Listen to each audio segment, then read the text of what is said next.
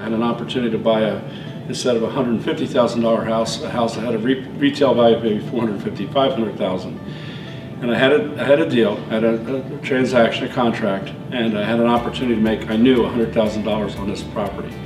And I just did not want to have that not go into my retirement plan.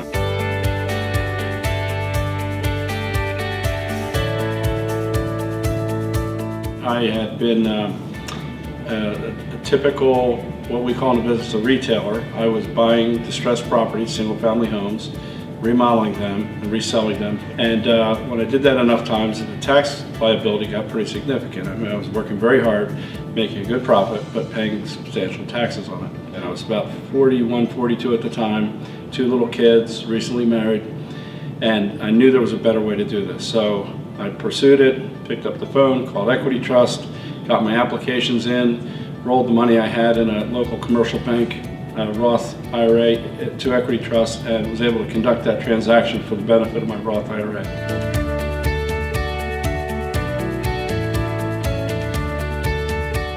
And lo and behold, it was about $103,000 profit from that one house. Didn't take me long to figure out how to make that try and work again. And I probably, while I lived in Atlanta, would transact about 1 very large house deal a year.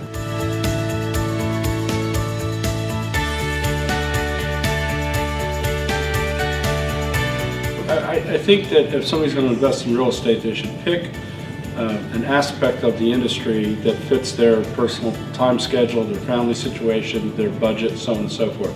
I had come out of the manufacturing industry, had gotten laid off, bought and sold a small business, and started doing this full-time in the mid-90s.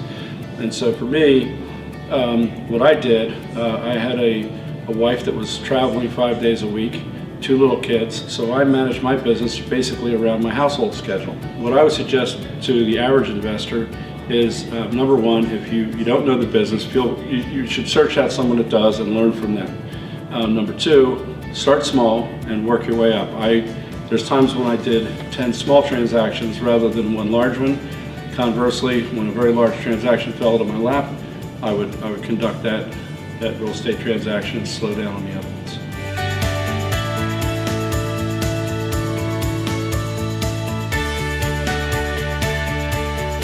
I also was buying a lot of property for rental, buying properties that had tenants in them and resold them to other investors.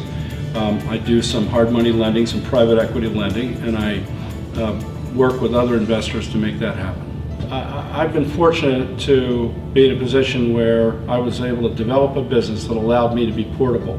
So as my wife's corporate career developed, it freed me up to basically do my job and my lifestyle. It's been a very, very advantageous way to be self-employed. I typically start my year out with a business plan and with some goals and objectives, and every year I like to try something new.